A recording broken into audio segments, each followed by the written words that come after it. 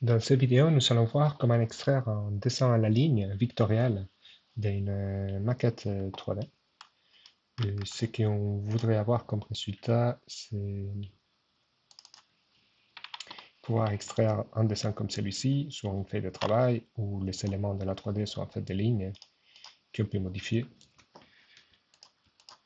et qu'on peut mesurer aussi. Du coup, un dessin qui est à l'échelle. Pour cela, on va retourner sur la maquette 3D. Je vais ouvrir du coup la vue axonométrique que j'avais enregistré dans les vidéos précédentes. Et je vais venir ici à Vue, option de vue 3D. Vous pouvez voir ici, il y a toute une série d'options pour le vue 3D. Il y a les fils de fer, modèle blanc. Mais en fait, ce qui est important c'est d'ouvrir les menus style 3D et de choisir, si on veut sortir un dessin vectoriel, les moteurs 3D, c'est les moteurs vectoriels. Là, il y a plusieurs options. Il y a les modèles blancs avec ou sans sombre. Pour cet exercice, je vais choisir les modèles blancs sans sombre.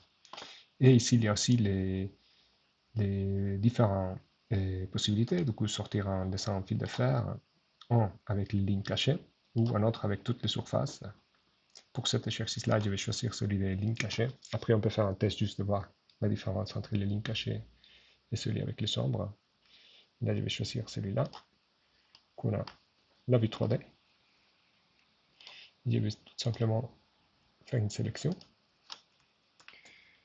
Je vais copier.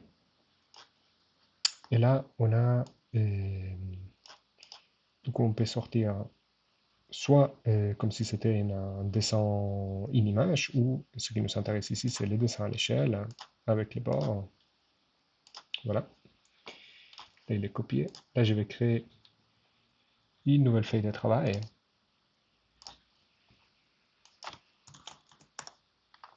Je vais coller CTRL-V au pavillon. Et là, on peut voir que ça, c'est du coup des lignes. C'est un objet vectoriel sur lequel on peut travailler. On peut supprimer les lignes qui ne nous intéressent pas, etc. Si on revient à la vue 3D, on peut faire le test avec l'option de ombre.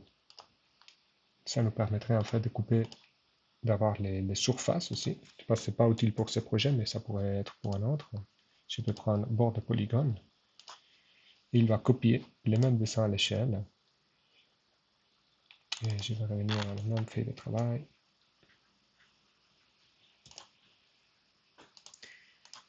Mais là, on aura tous ces éléments qui sont en fait des surfaces, des chachures que pourra modifier. Alors, pour cet exercice, je vais travailler plutôt avec le dessin à la ligne. Et je vais le retravailler maintenant.